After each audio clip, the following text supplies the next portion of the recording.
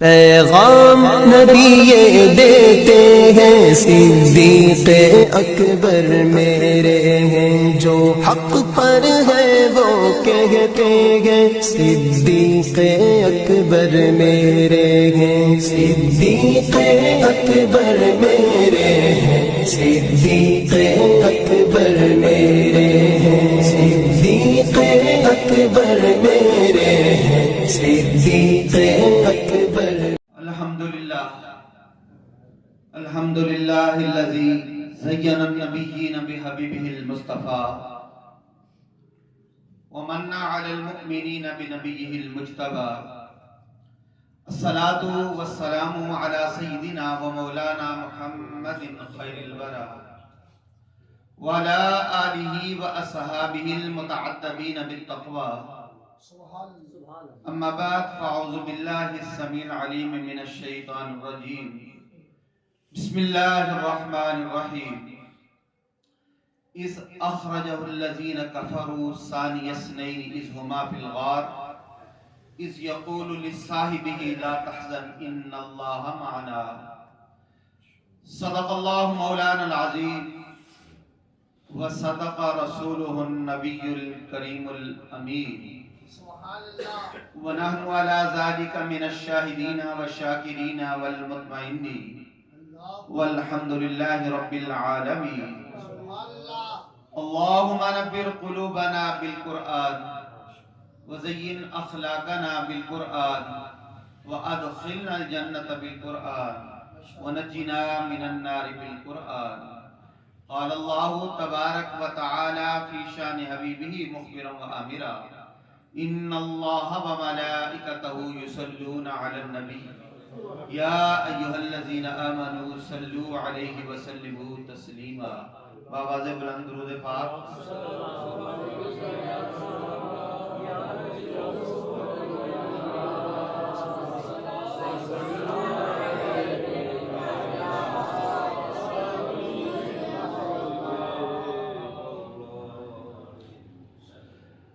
لائی کے ساتھ احترام شیخ طریقت آل نبی اولاد علی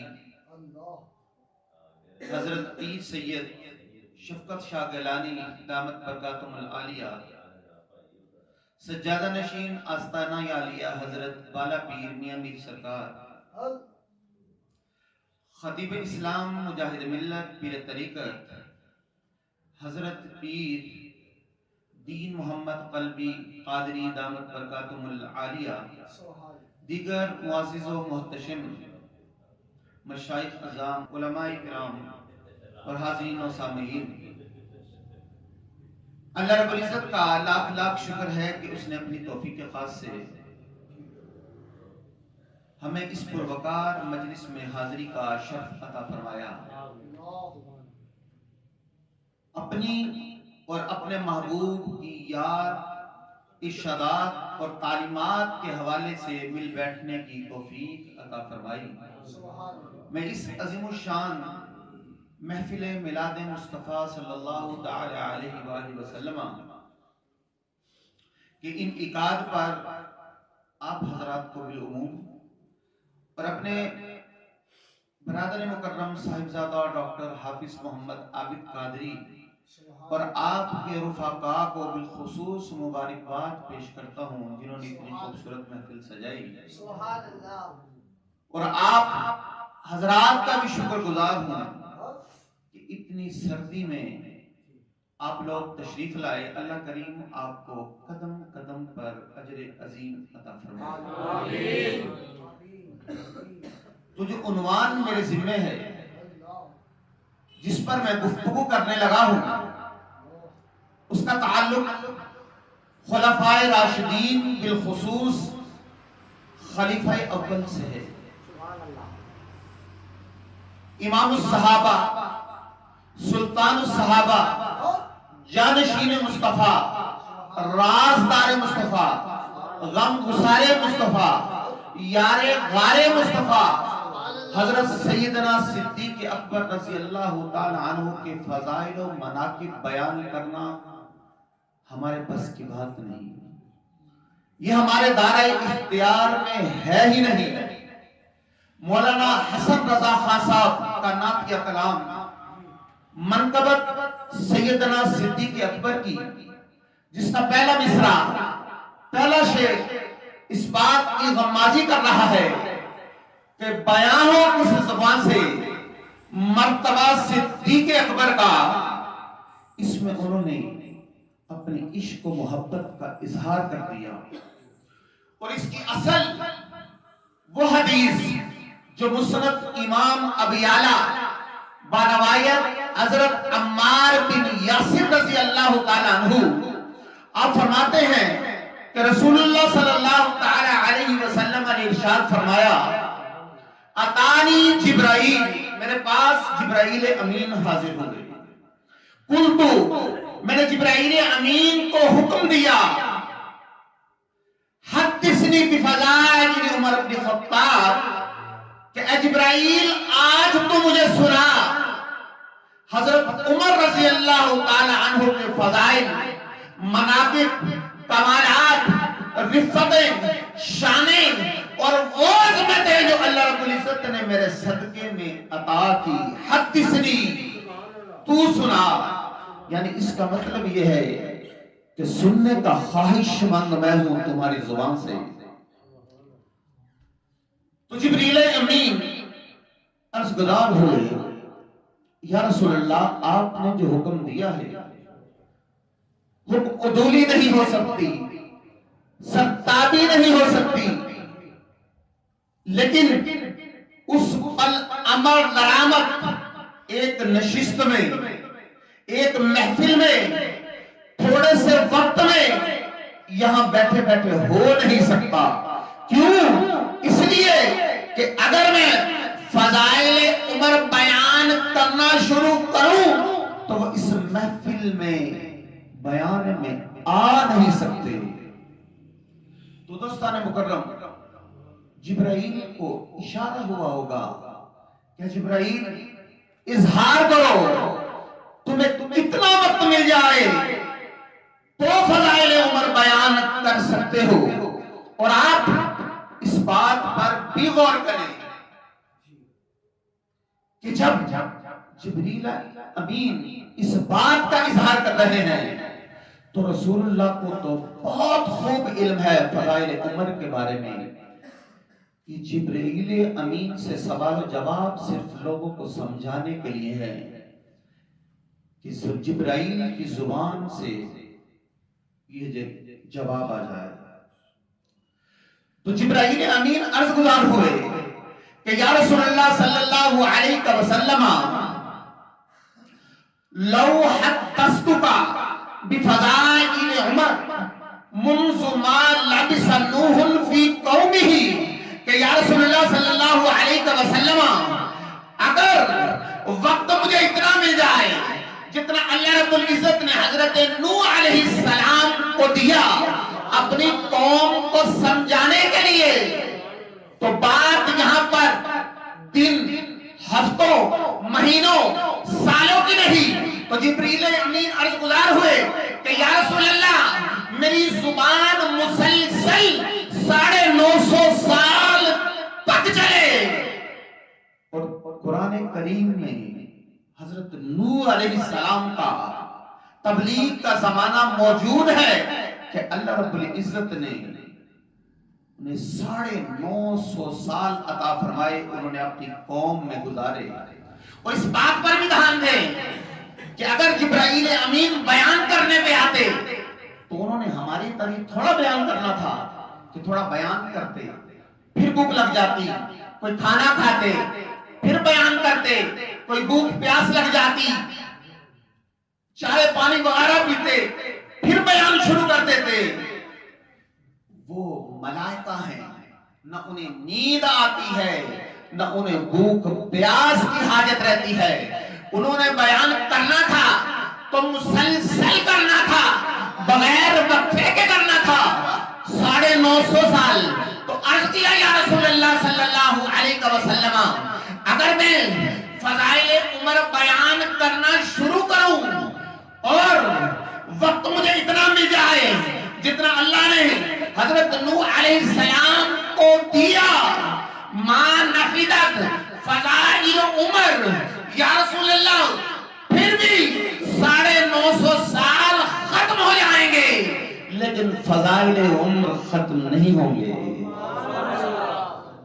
نعرہ تکبیر، نعرہ رسالت، بنوچی بولا نعرہ رسالت، نعرہ حیدری، نعرہ غوثیہ، آستانہ حضور داتا گنج بخش، آستانہ خواجہ غریب نواز، شان مصطفیٰ. تو امام الانبیاء نے ارشاد فرمایا، میرے اور آپ کے کریم آقا نے ارشاد فرمایا، ان عمر حسنۃ من حسنات ابی بکر. یہ جو عمر ہے نا اس کی تمام عمر کی نیکیاں میرے صدیق کی ایک نیکی کے برابر ہے. تو امام الانبیاء کے غلاموں، شان صدیق اکبر سننے والوں، اس بات پر ذرا دھیان دیں، اپنے ذہنوں کو ذرا حاضر کریں. اور جس کی ایک نیکی کا عالم یہ ہے کہ جبرائیل امین بیان کرنا شروع کریں اور 950 سال تک بیان کرتے رہیں اور بیان پھر مکمل نہ ہو، تو ہم اس مختصر سی نشست میں شان صدیق بیان کریں تو کیسے کریں گے؟ بات پھر وہی ہے، بیان ہو کسی زبان سے مرتبہ صدیق اکبر کا. تو دوستان مکرم، ہم بیان کیسے کریں جس کی عظمت کو رب نے قرآن میں بیان کیا، رسول اللہ نے حدیثوں میں بیان کیا؟ ہم ان کی عظمت کو خراج تحسین پیش کریں تو کیسے کریں؟ اس سورج کو چراغ دکھانے کے مترادف ہے کہ جس طرح سورج آفتاب کے ساتھ روشن ہے اور کوئی چوک میں چراغ لے کے بیٹھ جائے تو لوگ اس کی عقل کا ماتم ہی کریں گے. ایک اور حدیث مبارکہ اسی پس منظر میں ام المؤمنین حضرت عائشہ صدیقہ رضی اللہ تعالی عنہا بیان فرماتی ہے، ام المؤمنین کا مطلب ہوتا ہے مومنوں کی ماں. الحمدللہ ہم سب بھی مومن ہیں اور ہماری بھی ماں ہیں. فرما بردار اور حلالی اولاد وہی ہوتی ہے جو اپنے باپ کی بھی بات مانتی ہے اور اپنی ماں کی بھی مانتی ہے. تو آپ ہماری ماں ہیں، آپ حدیث بیان فرما رہی ہیں اور یہ حدیث پاک مشکات شریف میں موجود ہے.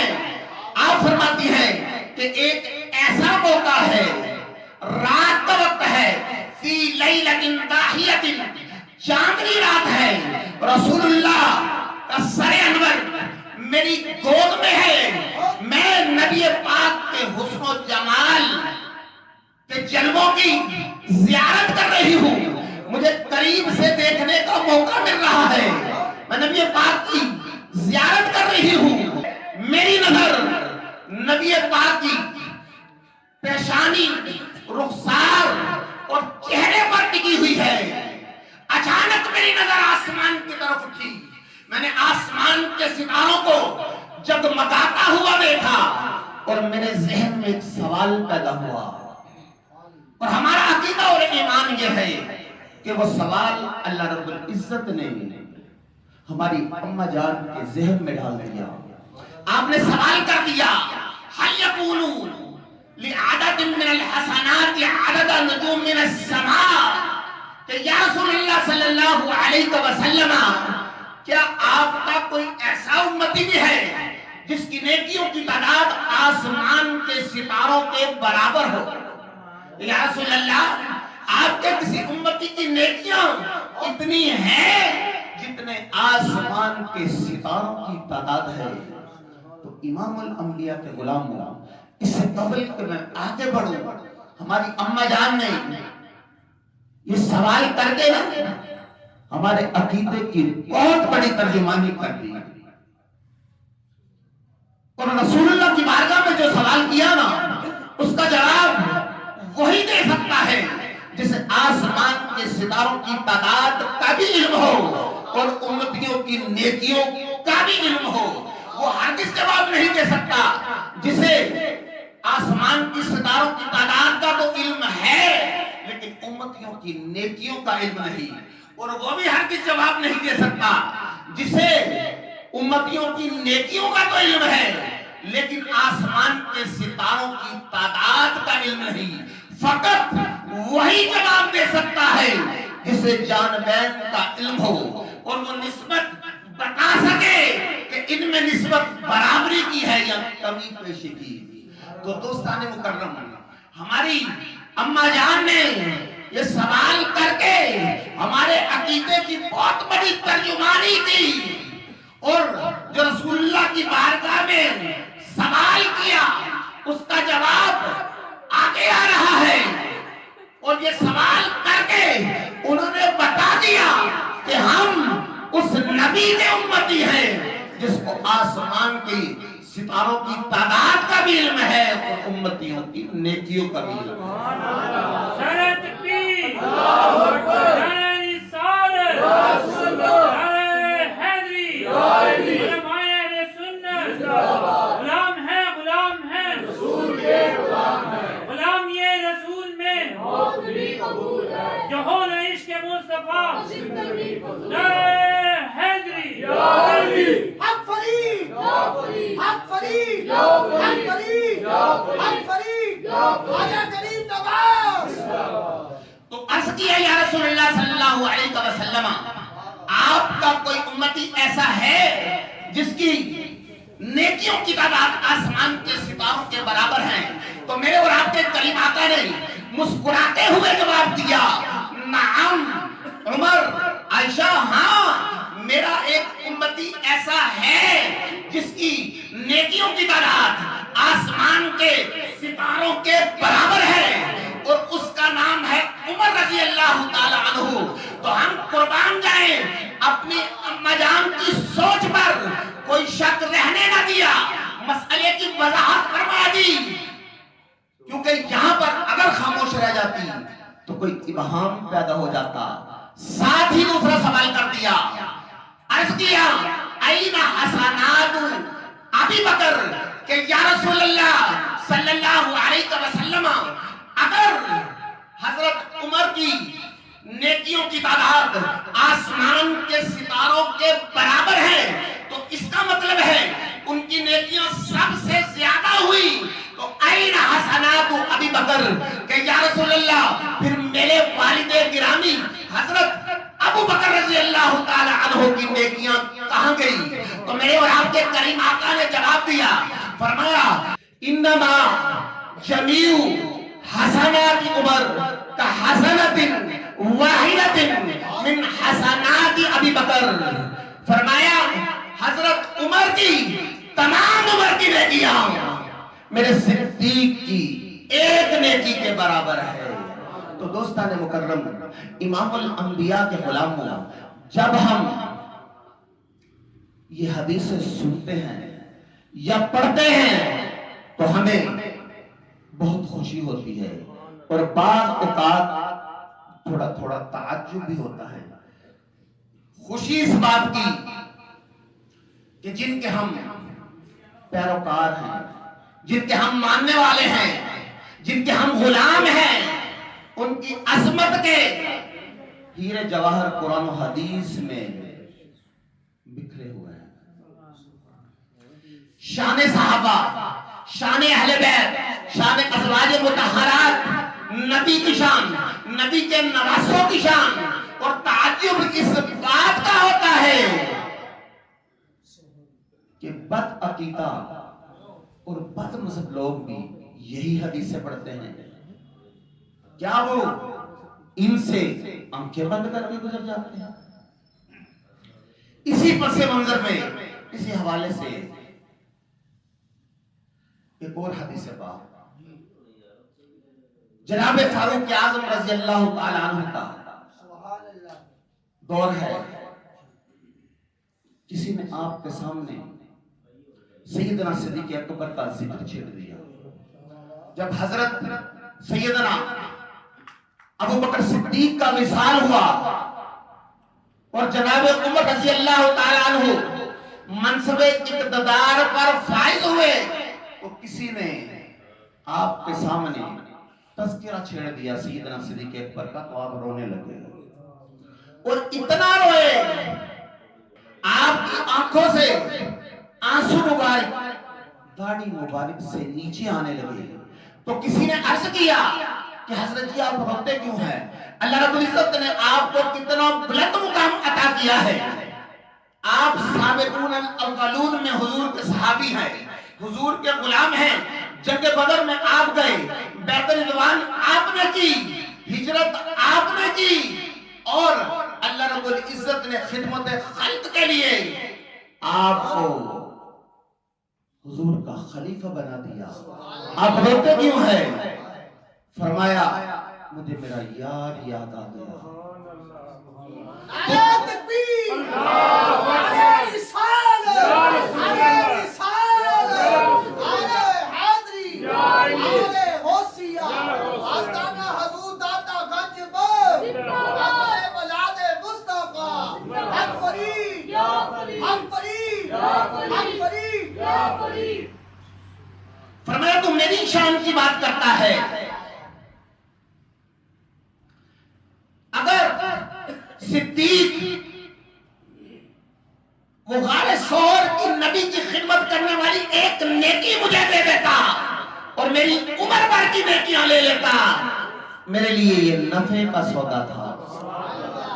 اب آپ اس بات پر دھیان کریں کہ سیدنا صدیق اکبر نے غار ثور میں کیا ایسا کام کیا کہ سیدنا عمر فاروق رضی اللہ تعالیٰ عنہ اپنی تمام عمر کی نیکیاں دینے کو تیار تھے.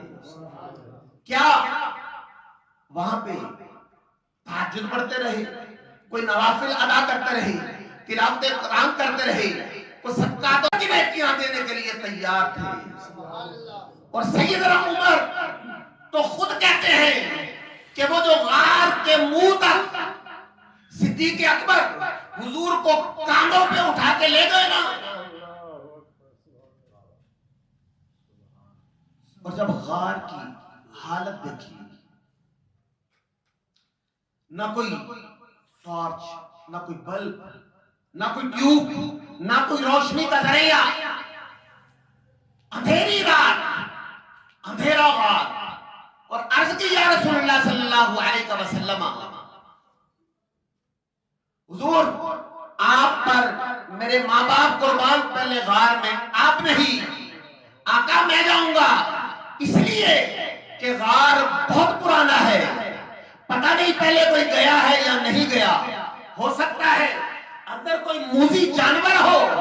آقا میرے ہوتے ہوئے آپ کو کوئی تکلیف پہنچے، آقا یہ گوارا نہیں، اس لیے پہلے آپ نہیں، پہلے میں جاؤں گا.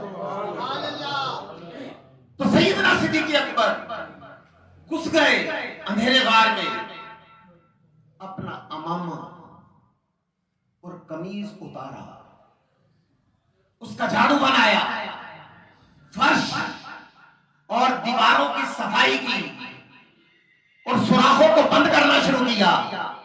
کہیں پہ تنکا دیا، کہیں پہ پتھر دیا، اور کہیں پہ اپنی قمیض کے ٹکڑے کر کے سوراخوں کو بند کر رہے ہیں. اور آخر میں 2 سوراخ رہ گئے. سوچا ان کے آگے پاؤں رکھ لوں گا. آخر میں 2 سوراخ رہ گئے، وہ ذرا زمین سے اونچے تھے دیوار میں. سوچا ان کے آگے پاؤں رکھ لوں گا. اور میرے خیال میں یقیناً صدیق اکبر نے ریہرسل کی ہوگی کہ ایسے میں ان کے زمین پہ بیٹھ کے ایسے میں ان کے آگے پاؤں رکھ لوں گا. مشق کی. پھر امام الانبیاء کو آواز دی یا رسول اللہ صلی اللہ علیہ وسلم، آقا اب آپ اندر تشریف لے آئیں، میری تسلی ہو گئی. تو آقا اندر تشریف لائے. اب ذرا سیدنا صدیق اکبر کا غار کے اندر زمین پہ بیٹھنے کا نقشہ ذہن میں رکھیے کہ وہ زمین پہ ایسے بیٹھے اور اپنے پاؤں کو سوراخوں کے آگے رکھا، ہاتھ پیچھے ٹکائے، ادھر سے سینہ اوپر، ادھر سے سر اوپر. عرض کیا یا رسول اللہ آپ اپنا سر مبارک گود میں رکھ لیں، آقا آپ تھک گئے ہیں، آپ آرام فرمائیں، میں پہرا دیتا ہوں. اور آپ جیسے محبت کرنے والے بازوق حضرات ہیں نا، انہوں نے کہا، وہ کہتے ہیں کہ اس رات غار ثور میں صدیق جس شام سے بیٹھے نا، نہ قعدہ نہ تشہد نہ دو زانو نہ چار زانو، تھوڑے وقت کے لیے اس طرح بیٹھنا بہت مشکل ہے. اپنے آپ کو مشقت میں ڈالا، اور صدیق تیری عظمت کو سلام، تو نے ساری رات اسی طرح گزار دی. نعرہ تکبیر، نعرہ رسالت، نعرہ حیدری، شان صدیق اکبر، شان اولیاء، عظمت مصطفیٰ. اور دوستان مکرم، یہ وہ کام تھا، یہ وہ عمل تھا جو صدیق نے کیا. اور اس عمل پر سیدنا فاروق اعظم اپنی تمام عمر کی 50 سال کی نمازیں، روزے، حج، زکات، صدقات و خیرات قربان کرنے کو تیار تھے کہ صدیق وہ نبی کی خدمت کرنے والی ایک رات کی نیکی مجھے دے دے اور میرے سارے عمل کے عمل لے لے. نعرہ تکبیر، نعرہ رسالت، نعرہ حیدری. نوجوان ذرا اچھی بولو، نعرہ حیدری. یا مولا علی نے باندھے دل محبت سے، نعرہ حیدری، نعرہ حیدری، نعرہ حیدری، نعرہ حیدری. اکبری، خواجہ کریم نواز.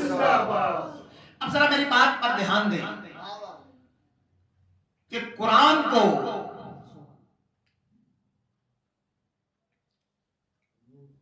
پکڑنا عبادت ہے کہ نہیں؟ ذرا الفاظوں پہ غور رکھیے گا کہ قرآن کو پکڑنا عبادت ہے، قرآن کو پڑھنا بھی عبادت ہے. اور وہ قرآن جو خاموش ہے، جو 2 کتوں میں بند ہے، جس کی 30 پارے ہیں، جس کی 6666 آیتیں ہیں، اس قرآن کو ایک لمحے کے لیے دیکھنا تو عبادت ہے. اور وہ جو قرآن مجسم ہے، وہ جو ناطق ہے، وہ جو صحیفہ کاملہ ہے، جس ابو بکر نے عمر میں اس کی تلاوت کی، چہرے سے نظریں نہیں آئی، اس ابو بکر کی شان و عظمت کا مقام کیا ہوا. ماشاءاللہ پڑھے لکھے افراد تشریف فرما ہے. ایک مسئلہ پوچھنا چاہتا ہوں کہ قرآن کو ناپاک ہاتھ چھو سکتے ہیں؟ قرآن کو ناپاک ہاتھ نہیں چھو سکتے. یہ 30 پاروں والا قرآن ناپاک ہاتھوں میں نہیں آ سکتا. تو وہ جو قرآن مجسم ہے، وہ جو صحیفہ کاملہ ہے، ایسی کسی گود میں کیسے آ سکتا ہے جو طیب و طاہر نہ ہو، جو پاک نہ ہو؟ تو ابو بکر کی گود رحل، مصطفیٰ کا چہرہ، کھلا ہوا قرآن. کسی شاعر نے کیا کہا ہے کہ کیا حسن ذات عشق کے، کیا لاجواب ہے ریل پہ رکھی ہوئی خدا کی کتاب. نعرہ تکبیر، نعرہ رسالت، نعرہ حیدری، شان صدیق اکبر، شان اولیاء، شان حق یار، حضور داتا گنج بخش. تو غار میں مصطفیٰ کی حفاظت اللہ نے کی، رب اکبر نے کی، صدیق اکبر نے کی. اذ اخرجہ الذین کفروا ثانی اثنین اذ ہما فی الغار اذ یقول لصاحبہ لا تحزن ان اللہ معنا. امام الانبیاء کے غلاموں، بڑا ہی قابل غور نقطہ، ذرا توجہ رکھیے گا. ایک ہے سفر معراج اور ایک ہے سفر ہجرت. ایک ہے معراج کا سفر اور ایک ہے ہجرت کا سفر. دونوں رات ہوئے، دونوں میں ایک ساتھی، اس میں بھی ایک ساتھی، اس میں بھی ایک ساتھی. لیکن جو سفر معراج ہے نا، جو معراج کا سفر ہے، اس کے ساتھی کا سفر کے ضمن میں قرآن میں تذکرہ نہیں. سفر معراج کے ساتھی کا سفر کے ضمن میں قرآن میں تذکرہ نہیں. لیکن یہ جو سفر ہجرت ہے، ہجرت کا ساتھی ہے، اس کے ساتھی کا قرآن میں تذکرہ ہے. اور ایک اور بڑا ہی قابل غور نقطہ، ذرا توجہ رکھیے اور اپنے ایمان کو تازہ کیجیے. یہ جو سفر معراج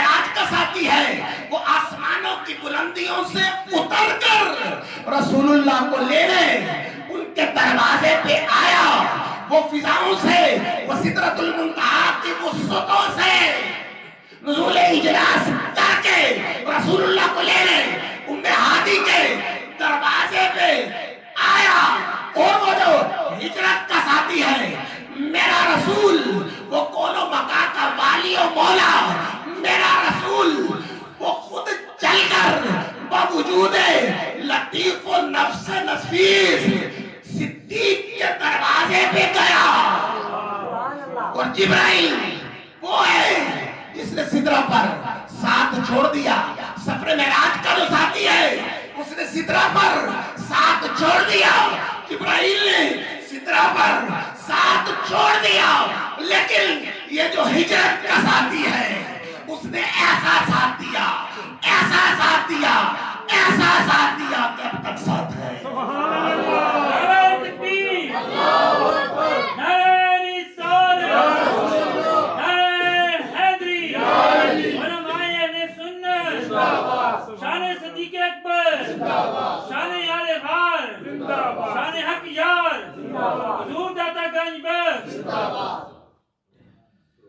تو حسین مکرم، یہ جو معیت رسول ہے نا، یہ تمام صحابہ کو حاصل ہے، لیکن جو معیت رسول صدیق کو حاصل ہے نا، اس کی شان ہی الگ ہے، کیونکہ صدیق اکبر کی جو معیت رسول ہے نا،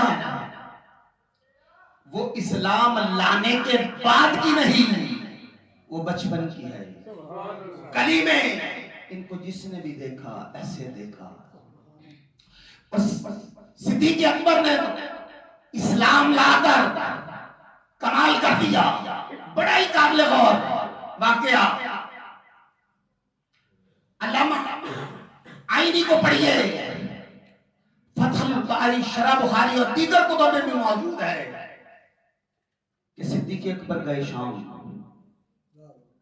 ایک گرجے کے پاس سے گزرے، ایک پادری تھا جس کی عمر 450 سال تھی، جس کی عمر 450 سال تھی۔ اس نے آپ کو دیکھا اور بلایا اور کہا کہ تمہارا نام کیا ہے؟ صدیق اکبر نے فرمایا میرا نام عبداللہ ہے۔ صدیق اکبر کا اصل نام عبداللہ ہے۔ ابو بکر اس لیے کہتے ہیں کہ بکر کہتے ہیں پہل کرنے والوں کو، حضور کی زبان سے جو جملہ بھی نکلتا ابو بکر پہل کرنے والے ہوتے، اس لیے آپ کو ابو بکر کہتے ہیں۔ اور صدیق وہ لقب ہے جو اللہ نے آپ کو دیا۔ تو فرمایا میرا نام عبداللہ ہے۔ اس نے کہا باپ کا نام کیا ہے؟ بتا دیا۔ ماں کا نام کیا ہے؟ بتا دیا۔ کہاں کے رہنے والے ہو؟ بتا دیا۔ خاندان کون سا ہے؟ بتا دیا۔ پھر دوبارہ پوچھتا ہے باپ کا نام کیا ہے؟ اور پھر ادھر سے تورات دیکھتا ہے۔ ماں کا نام کیا ہے؟ پھر تورات دیکھتا ہے۔ شہر کون سا ہے؟ تورات دیکھتا ہے۔ خاندان کون سا ہے؟ پھر تورات دیکھتا ہے۔ پھر آخر میں کہنے لگا کہ تمہارے دائیں ران پر ایک کالا تل ہے۔ سیدنا صدیق اکبر حیران ہو کر بولے، فرمایا ہاں ہے، لیکن اس کے بارے میں تو صرف میرے ماں باپ جانتے ہیں یا میں جانتا ہوں، تجھے کیسے پتا چلا؟ تو اس نے کہا یہ تورات میں موجود ہے کہ مصطفیٰ پر تو سب سے پہلے ایمان لائے گا، اس کا یہ رنگ ڈنگ ہوگا، یہ رفتار ہوگی، یہ چال ہوگی، یہ ڈال ہوگی، فلاں شہر کا رہنے والا ہوگا، فلاں نام ہوگا، فلاں خاندان ہوگا، اور اس کی دائیں ران پر ایک کالا تل ہوگا۔ یہ اللہ کی کتاب میں لکھا ہے۔ اس نے کہا کہ جلدی کرو، تمہارے دوست نے نبوت کا اعلان کر دیا ہے۔ آپ واپس پلٹے، دروازہ رسول پر آئے، دستک دی، امام الانبیاء باہر تشریف لائے، عرض کیا میں نے سنا ہے کہ آپ نے نبوت کا اعلان کر دیا۔ فرمایا ہاں کر دیا. تو عرض کیا پھر مجھے کلمہ پڑھایا. یہ نہیں کہا کہ آپ میرے دوست ہیں, آپ نبی کیسے بن گئے, اور یہ بھی نہیں کہا کہ آپ میرے دوست ہیں میں آپ کا دوست ہوں, میں بھی برابر کا حقدار ہوں.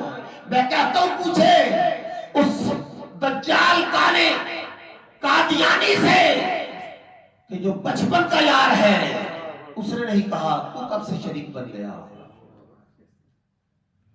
تو عرض کیا مجھے کلمہ پڑھائیں. امام الانبیاء نے کلمہ پڑھایا. کھڑے ہوئے واپس جانے کے لیے رک گئے. حضور نے فرمایا صدیق رک کیوں گئے؟ تو عرض کیا یا رسول اللہ میں آپ کو مانتا ہوں اور دل سے مانتا ہوں اور اسلام لانے سے پہلے کا جانتا ہوں, لیکن آقا جب میں ان اکھڑ مزاج لوگوں کے پاس جاؤں گا تو باپ کا پتنگر بنائیں گے. میرے پاس کیا دلیل ہے اسلام لانے کی؟ تو حضور نے فرمایا کیا تجھے شام والے بابے کی بات کافی نہیں؟ اور بڑے مزے کی بات, صدیق اکبر نے یہ نہیں کہا کہ غیب کا علم تو اللہ جانتا ہے, آپ کو کیسے پتا چلا؟ میرا عقیدہ اور ایمان یہ ہے کہ حضور کے علم غیب پر سب سے پہلے ایمان لانے والے صدیق اکبر تھے. حضور کے علم غیب پر سب سے پہلے ایمان کون لائے بولیے؟ صدیق اکبر. حضور کے علم غیب پر سب سے پہلے ایمان لانے والے صدیق اکبر ہیں. اور آپ نے یہ نہیں کہا کہ وہ بابے والی بات کا تو مجھے علم ہے, آپ کو کیسے پتا چلا؟ آپ بیٹھے ادھر ہیں اور حالات ادھر کے جانتے ہیں. حضرت معین الدین چشتی اجمیری رحمت اللہ تعالی علیہ وضو کے دوران انگلیوں کا خلال بھول گئے. رات سوئے, خواب میں امام الانبیاء تشریف لائے. فرمایا میرا بیٹا ہو کے تو نہیں جانتا کہ میری سنت کیا ہے؟ حضرت فضیل عیاض دوران وضو, ہر وضو کو 3 بار دھونا حضور کی سنت ہے. کلائی پہ 2 مرتبہ پانی بہایا, تیسری مرتبہ بھول گئے. رات خواب میں امام الانبیاء تشریف لائے. فرمایا کیا تمہیں پتا نہیں کہ میری سنت کیا ہے؟ تو دوستان مکرم, تو صدیق اکبر یقین کے ساتھ کہتے ہیں کہ نبی غیب جانتا ہے. مصباح زجاجہ شرح ابن باجہ میں یہ بات موجود ہے. حضرت سیدنا صدیق اکبر کا آخری وقت آیا. آپ نے اپنی بیٹی حضرت عائشہ صدیقہ رضی اللہ تعالی عنہ کو بلایا. فرمایا یہ وراثت ہے, یہ تمہارے بھائیوں کا حصہ ہے, یہ تم 3 بہنوں کا ہے. تو حضرت عائشہ صدیقہ نے حیران ہو کر عرض کیا کہ ابا جان بہنیں تو ہم 2 ہیں, ایک اسماء ایک میں ہوں, یہ تیسری کون ہے؟ فرمایا یہ جو تیری ماں کے پیٹ میں ہے. اور صحابہ کے ساتھ الٹی سیدھی باتیں منسوب کرنے والوں ذرا توجہ رکھو کہ صحابہ کا عقیدہ کیا ہے. صدیق اکبر یہ بھی جانتے ہیں کہ پیٹ میں بیٹی ہے کہ بیٹا. اور عقیدے سے کے حوالے سے ایک اور ہی بہت خوبصورت بات, البدایہ والنہایہ, جنگ یمامہ کا موقع ہے. سیدنا صدیق اکبر سے صحابہ کی مشاورت ہے. صحابہ نے عرض کیا اے پاک صدیق, پہلے جنگوں میں ہم نعرہ تکبیر لگاتے تھے کیونکہ ہم سب مواحد تھے. اب چونکہ مسلمہ قذاب سے لڑنا ہے, داڑیاں ان کی بھی ہے ہماری بھی ہے, اذانیں وہ بھی دیتے ہیں ہم بھی, قامت وہ بھی کہتے ہیں ہم بھی, پتہ کیسے چلے گا کہ سچا کون ہے جھوٹا کون ہے؟ حافظ ابن کثیر کو پڑھیے, مفسر ہیں, محقق ہیں, مؤرخ ہیں, نقاد ہیں, حتیٰ کہ حافظ الحدیث ہیں. انہوں نے البدایہ والنہایہ میں لکھا ہے, اور بات اتنی پکی کر رہا ہوں کہ یہ منکر دوسرے جنم میں بھی اس کا جواب نہیں دے سکتے, سوائے اس کے ان کے پاس کوئی چارہ نہیں کہ وہ ہمارے ساتھ یا رسول اللہ کا نعرہ لگائیں. نعرہ تکبیر, نعرہ رسالت.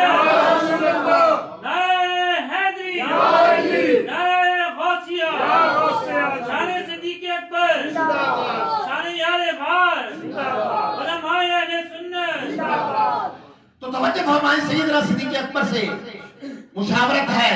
صحابہ نے عرض کیا کہ اے پاک صدیق نعرہ تکبیر وہ بھی لگائیں گے, نعرہ تکبیر ہم بھی لگائیں گے, داڑیاں ان کی بھی ہیں ہماری بھی ہیں, اذانیں وہ بھی دیتے ہیں, ہم بھی پتہ کیسے چلے گا کہ سچے کون ہیں جھوٹے کون ہیں؟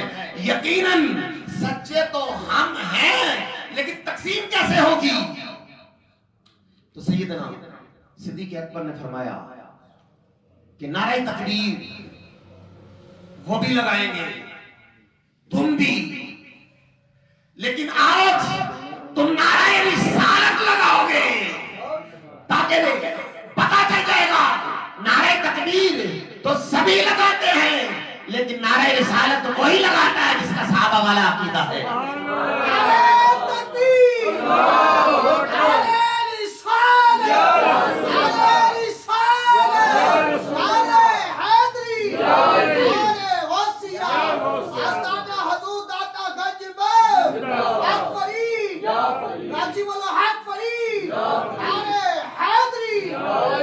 تو دوستان مکرم یہ عقیدہ ہمیں سیدنا صدیق اکبر نے دیا اور اس پر عمل حضرت خالد بن ولید نے کیا.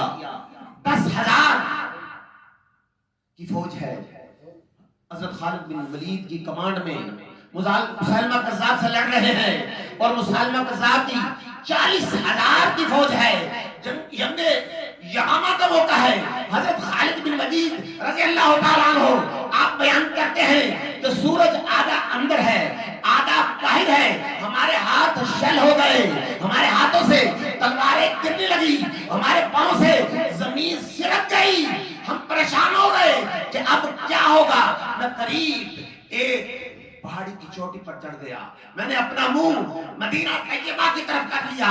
اب حافظ ابن کثیر کے الفاظ سنیے, وہ کہتے ہیں وَقَانَ شِعَارُهُمْ يَوْمَئِذٍ يَا مُحَمَّدًا يَا رَسُولَ اللَّهِ, کہ صحابہ نے وہی کام کیا جو ان کا پرانا طریقہ تھا, جو وہ کرتے تھے یا رسول اللہ کہتے تھے. تو حضرت خالد بن ولید کہتے ہیں کہ سورج آدھا اندر ہے آدھا باہر ہے.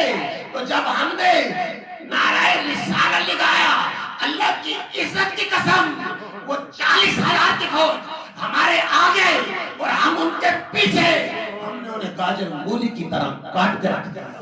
نعرہ تکبیر, نعرہ رسالت, نعرہ حیدری, علماء اہل سنت, اعلان طریقت.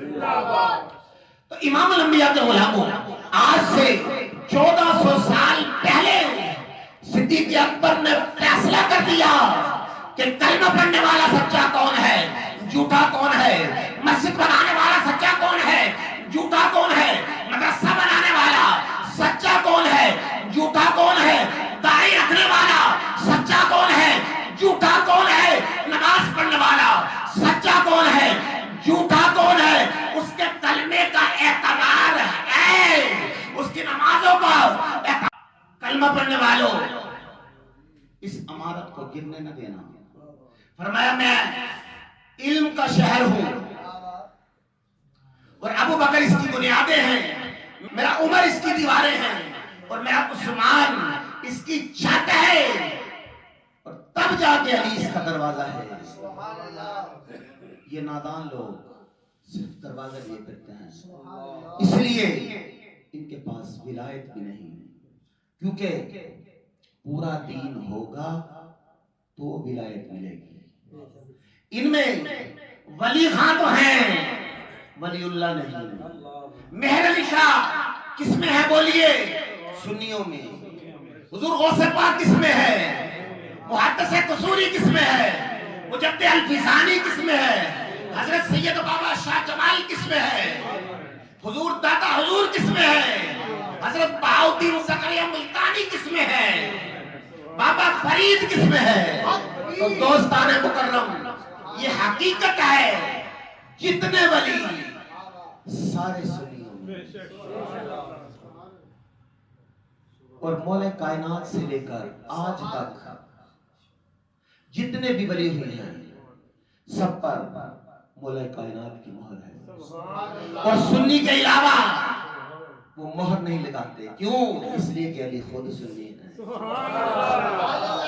امام الانبیاء کے غلام ہو. حضور مدینے میں رہے سنیوں میں، گئے سنیوں میں، سنیوں کے ساتھ لیتے ہیں اور سنیوں کے گھر میں لیتے ہیں. حضرت عائشہ صدیقہ کا گھر ہے اور حضرت عائشہ صدیقہ سنی ہے کہ شیعہ؟ سنی ہے. کسی نے عرض کیا اے اما عائشہ کیا مقام ہے آپ کا، کیا عظمت ہے آپ کے گھر کی؟ جس مقام میں آپ مکی تھی خدا نے اسے جنت بنا دیا. جس مقام میں آپ مکی تھی خدا نے اسے جنت بنا دیا اور بنا کے جنت خدا نے حبیب اس میں اپنا صلہ دیا. اور بنا کے جنت اس میں حبیب اپنا صلہ دیا. تو امام الانبیاء رہے سنیوں میں، گئے سنیوں میں، لیٹے سنیوں کے گھر میں ہیں، ساتھ سنی لیتے ہیں. اور اللہ کی عزت کی قسم کل بروز قیامت اٹھیں گے بھی سنیوں میں. کیوں؟ اس لیے کہ تاجدار کائنات نے ارشاد فرمایا انا اول من تنشق عنہ القبر ثم ابو بکر ثم عمر. فرمایا کل بروز قیامت سب سے پہلے میری قبر کھلے گی، پھر میرے یار صدیق کی، پھر عمر کی. ایسے اٹھیں گے. فرمایا ایسے اٹھیں گے ہم.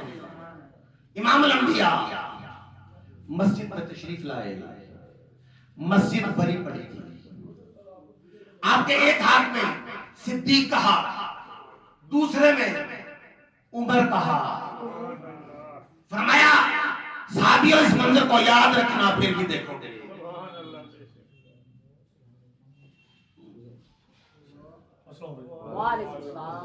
نعرہ تکبیر، اللہ اکبر، نعرہ رسالت، یا رسول اللہ، نعرہ حیدری، پیر سید شفقت شاہ صاحب زندہ باد، علماء اہل سنت زندہ باد، پیران طریقت زندہ باد.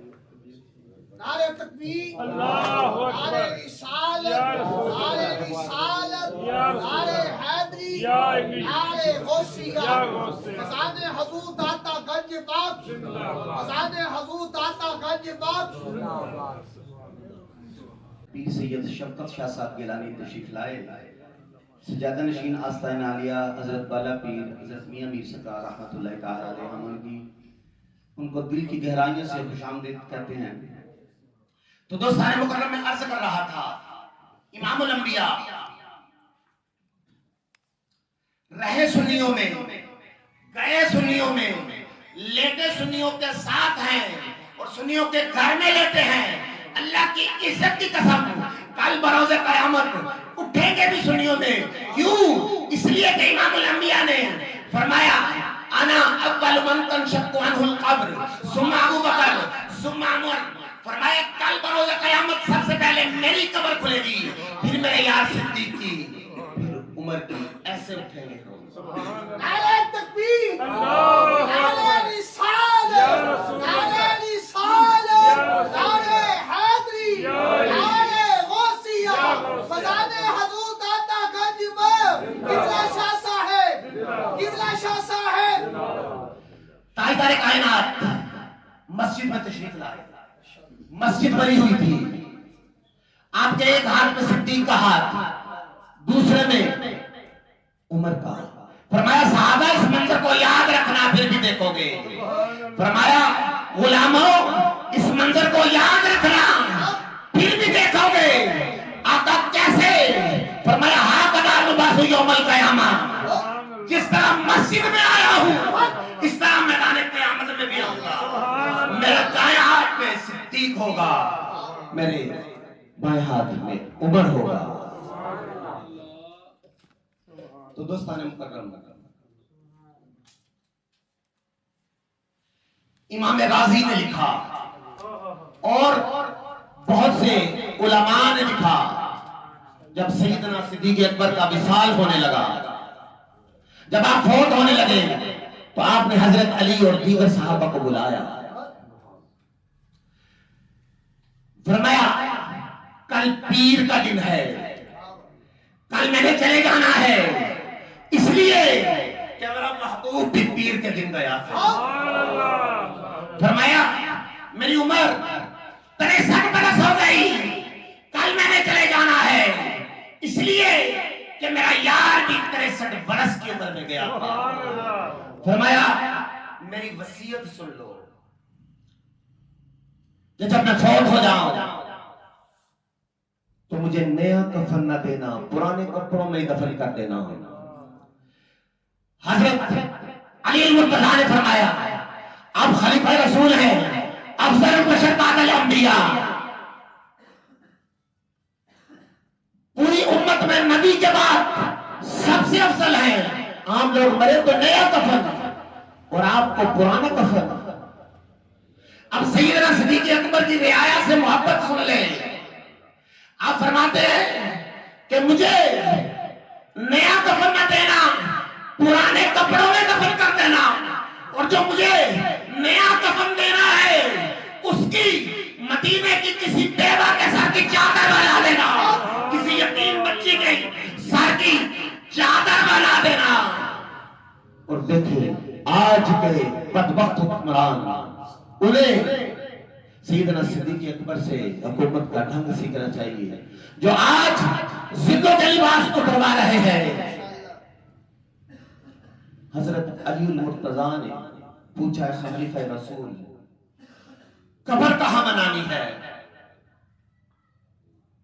فرمایا غسل تمہارے ذمہ، کفن تمہارے ذمہ،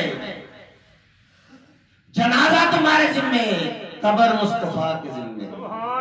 نعرہ تکبیر، نعرہ رسالت، نعرہ حیدری، شان صدیق اکبر، شان آل خاص، پیران طریقت، حق فرید یا فرید، حق فرید یا فرید۔ فرمایا غسل تمہارے ذمہ، کفن تمہارے ذمہ، جنازہ تمہارے ذمہ، قبر مصطفیٰ کے ذمہ۔ فرمایا علی بھائی جب میرا جنازہ پڑھ لو تو میری 4 پائی اٹھا کر روضہ رسول پر لے جانا اور وہاں کھڑے ہو کر سلام عرض کرنا، اور صرف اتنا کہنا کہ بخار والا یار آ گیا یا رسول اللہ۔ اگر دروازہ خود بخود کھل جائے تو اندر دفن کر دینا، ورنہ جنت البقیع میں دفن کرنا۔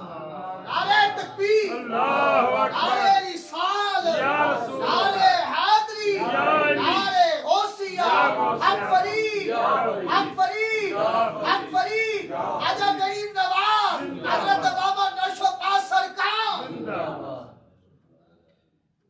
جنازہ پڑھنے کے بعد حضرت علی المرتضیٰ اور دیگر صحابہ سیدنا صدیق اکبر کو اٹھا کر لے گئے روضہ رسول پر، اور جب وہاں پر پہنچے نا امام الانبیاء کے غلاموں تو سلام عرض کیا، السلام علیکم یا رسول اللہ، اور صرف اتنا کہنے کی دیر تھی کہ وہ غار والا یار آ گیا یا رسول اللہ، وہ غار والا یار آ گیا یا رسول اللہ، تو کنڈیاں خود کھلی ہے، دروازہ خود کھل گیا اور قبر رسول سے آواز آنے لگی، ادخلوا الحبیب الی الحبیب، جلدی کرو یار کو یار کے پاس لٹا دو۔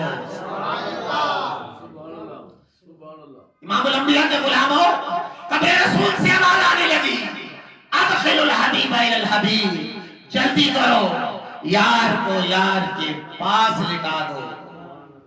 یہ جو بدبخت لوگ کہتے ہیں نبی مر کے مٹی میں مل گئے، اور ظالموں حیا کرو، سیدنا صدیق اکبر سے پوچھو، صحابہ رسول سے پوچھو کہ جب حضرت علی المرتضیٰ نے کہا کہ وہ غار والا یار آ گیا یا رسول اللہ، تو قبر رسول سے کون بولا تھا کہ جلدی کرو یار کو یار کے پاس لٹا دو؟ یہ امام الانبیاء خود بولے تھے۔ تو دوستان مکرم آخری بات عرض کرنے لگا ہوں، لبیک لبیک لبیک لبیک لبیک یا رسول اللہ، لبیک۔ امام الانبیاء کے غلاموں حدیث سے بری پڑی ہے،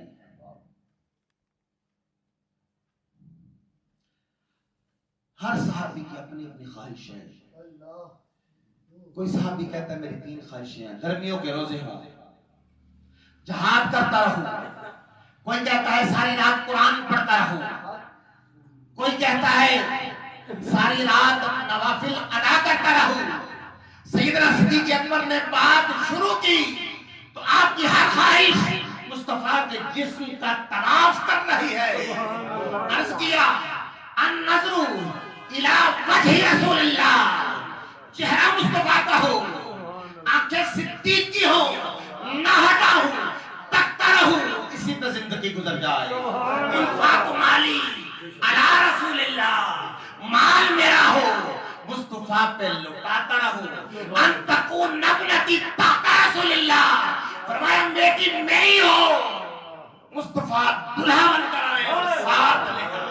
نعرہ تکبیر، نعرہ رسالت، نعرہ حیدری، شان صدیق اکبر.